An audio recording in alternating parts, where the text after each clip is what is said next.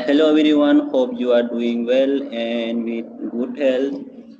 Today we are discuss about RK3 method, stability of RK3 method.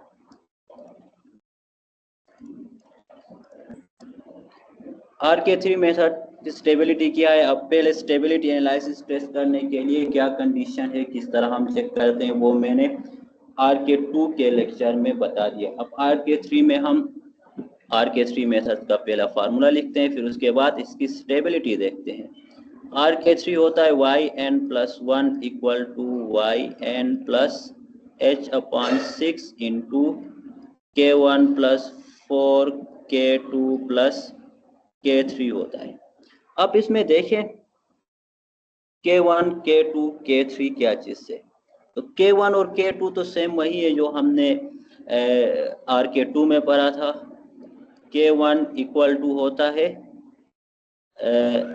Fxn yn के equal होता है, और K2 equal to होता है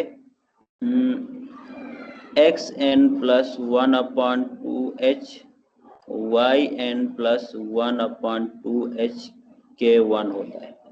और इसी तरह जो K3 है वो इक्वल टू होगा K3 इक्वल टू होगा Fxn plus h yn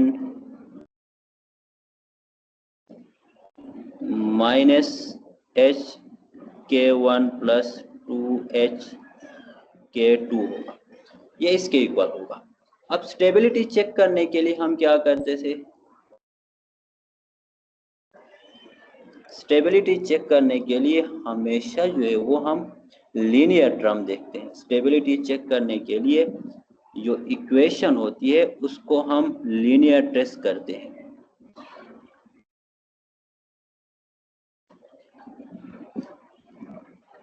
linear test mean y dash को हम लिखते हैं लेमडा y, y डैश जो है वो fxy के इक्वल होता है, और इसी तरह fxn yn जो है वो होगा लेमडा yn के इक्वल होगा।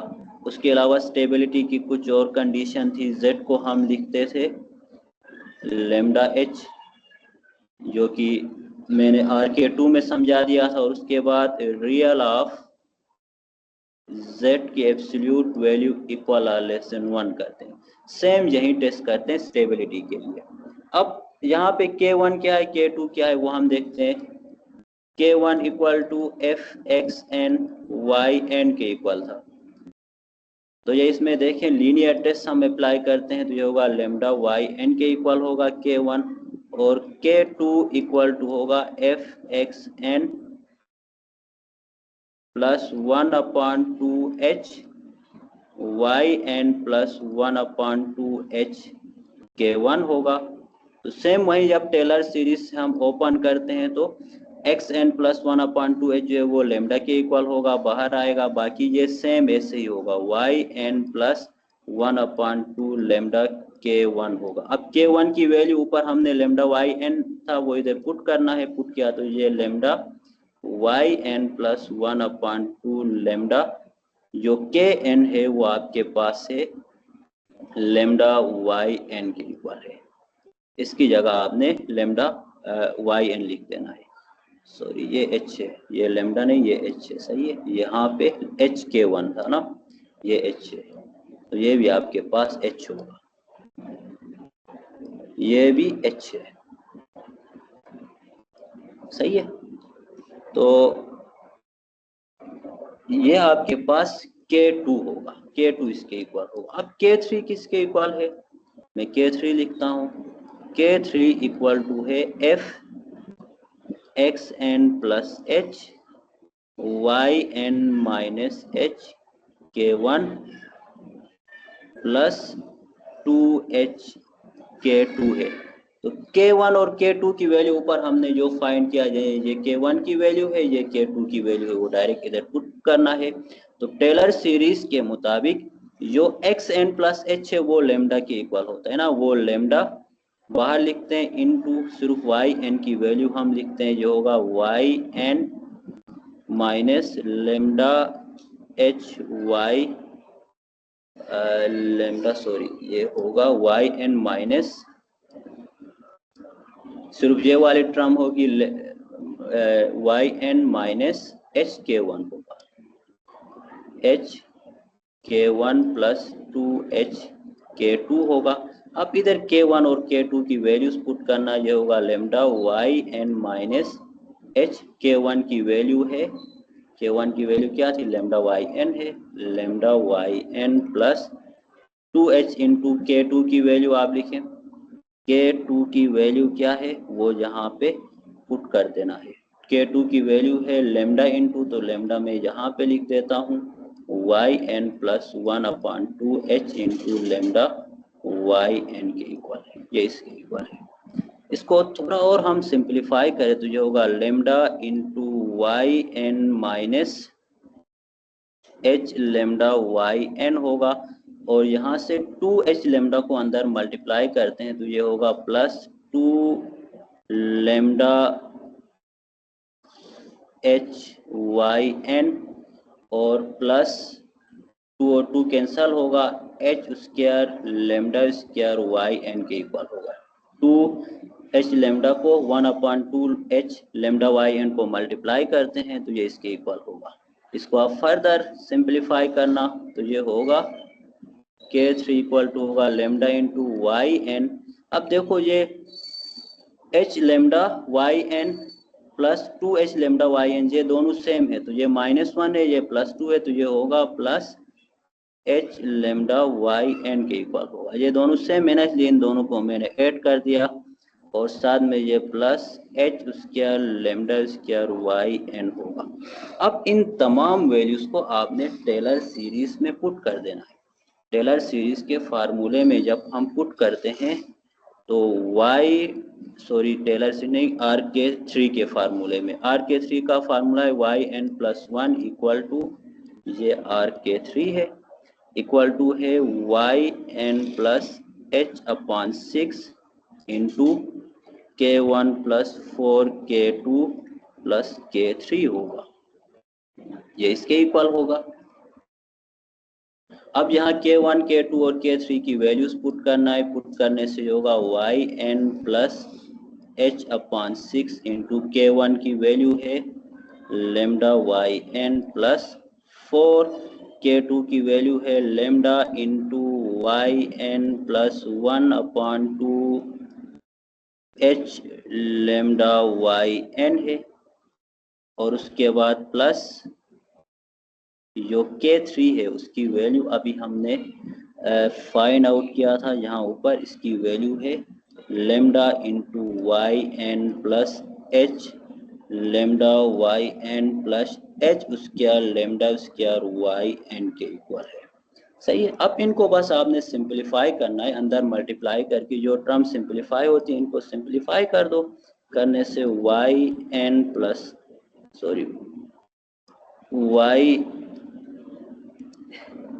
Y n plus 1 equal to होगा वाई एन प्लस, अब देखो यहाँ से इन सब में से लेमडा और वाई एन कॉमन ले सकते हम, एच लेमडा वाई एन इन सब में से कॉमन आ गया, ठीक है, डिवाइड बाय 6 हुआ, तो यहाँ पे आपके पास एच वाई एन कॉमन लिया था 1 बच गया, प्लस इधर तो 4 बच गया, लेमडा कॉमन लिया है, वाई एन कॉमन लिया है, तो 1 + 1/2 लेमडा वाई एन हमने कॉमन लिया है ना, एक तो लेमडा यहाँ से कॉमन लिया था, ये वाला लेमडा आपके पास बच जाएगा, एच लेमडा होगा, और इसके साथ इस टर्म में से भी प्लस ये लेमडा और वाई एन कॉमन लिया तो ये 1 + एच लेमडा होगा, और इसके बाद plus h square lambda square आपके पास बच गया। इसको जब हम थोड़ा और सिंप्लीफाई करते हैं y n plus 1 equal to होगा, यहाँ से आगे आप इसको सिंप्लीफाई कर देना, equal to y n plus h lambda y n upon 6 into 1 + 4 + 2 lambda h 4 से अंदर मल्टीप्लाई किया ना, +1 plus h lambda plus h square lambda square हो गया।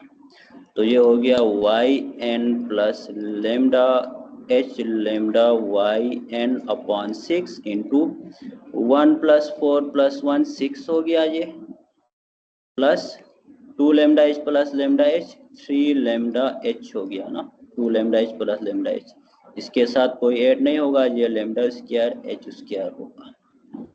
अब यहाँ से आपने फर्दर सिंप्लीफाई कर दिया तो यहाँ से क्या होगा, हाँ लेमडा एच अपॉन 6 को हम अंदर मल्टीप्लाई कर सकते हैं, मल्टीप्लाई कर दिया और इन सब में से वाई एन कॉमन लिया। चलो पहले मल्टीप्लाई करते हैं फिर वाई एन कॉमन लेते हैं, प्लस लेमडा एच अपॉन 6 को मल्टीप्लाई कर दो तो ये होगा y n into lambda h upon 6, 6 से कैंसल होगा, लेमडा एच होगा, प्लस 6 से आपने लेमडा एच अपॉन 6 से मल्टीप्लाई किया तो ये होगा lambda square H square upon 2 होगा, प्लस अभी इसमें आप मल्टीप्लाई कर दो, लेमडा एच अपॉन 6 से मल्टीप्लाई किया तो ये lambda cube H cube upon 6 होगा। सही है। अब इन सब में वाई एन कॉमन लेना है, कॉमन लिया तो ये 1 plus lambda h plus lambda h square upon 2 plus lambda h cube upon 6 y n होगा।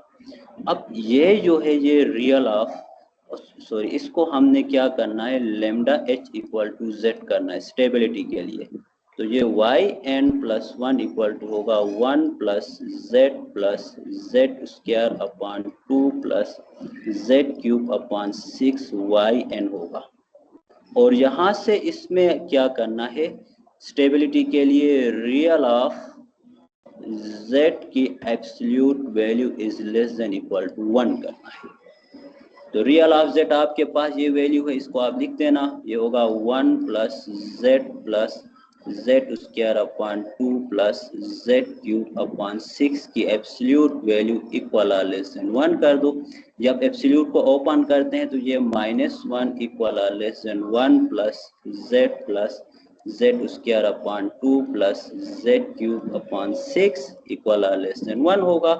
अब फर्दर आप इसको सोल्व करते हैं तो 1 को खत्म करने के लिए 1 को सब्ट्रैक्ट कर दो बोथ साइड, तो इधर भी सब्ट्रैक्ट -1 जैसे RK2 में किया था, -1 को हर साइड में अप्लाई कर दो, -1 -2 होगा इक्वल आर लेस देन -1 + 1 0 होगा, और सिर्फ यहाँ पे z plus z square upon 2 plus z cube upon 6 equal or less than -1 + 1 0 होगा। सही है। अब आप देखें, अब इसकी स्टेबिलिटी देखना है, स्टेबिलिटी देखना है तो z जो है वो आपके पास जो z है वो h लेमडा h के इक्वल है। अब लेमडा h के साथ हमने कुछ और टर्म्स ऐड कर दिया है तो इस इंटरवल में स्टेबल है।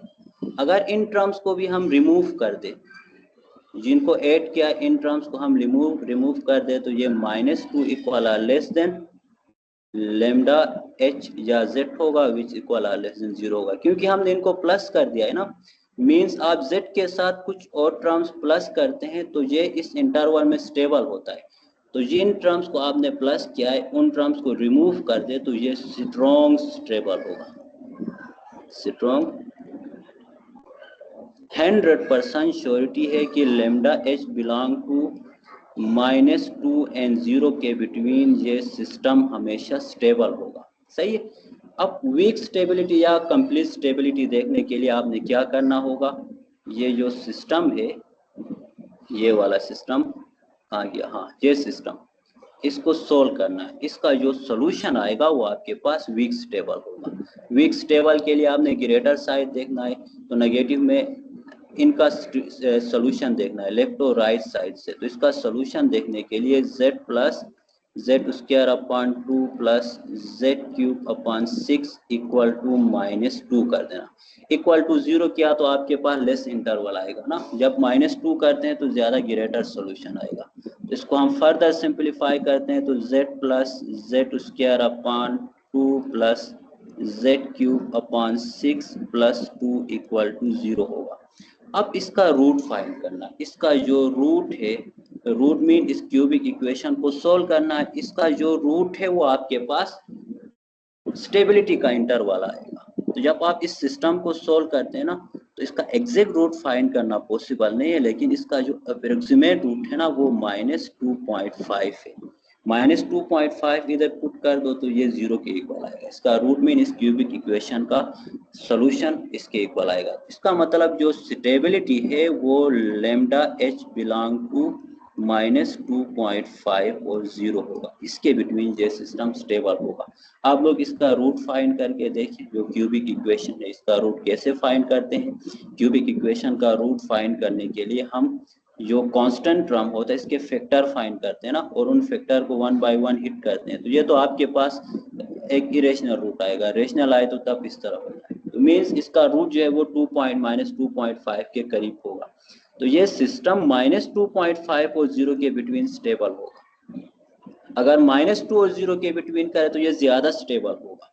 जब आप लेस इंटरवल में जाते हैं ना, स्मॉल इंटरवल में जाते हैं तो स्टेबिलिटी इंक्रीज होती है, ग्रेटर इंटरवल में जाते हैं तो स्टेबिलिटी डिक्रीज होती है। तो -2.5 और 0 के बिटवीन आप 100% श्योर हैं कि ये सिस्टम स्टेबल है। इससे आउट स्टेबल हो भी सकता है, हो नहीं भी सकता है, लेकिन हमें श्योरिटी सिर्फ इस इंटरवल में। तो आई होप आप लोग को क्लियर हुआ होगा। तो अब यहाँ पे क्लियर करते हैं और यहाँ पे हम स्टॉप करते हैं। बाकी RK4 मेथड इंशाल्लाह हम चेक करते हैं। RK4 मेथड की स्टेबिलिटी भी सेम वही है, यहाँ पे आपने K1, K2, K3 और फिर K4 फाइंड करना है। K4 फाइंड करने के लिए वही लीनियर सिस्टम यूज करना होगा, सेम प्रोसीजर से आपने आगे सोल्व करना।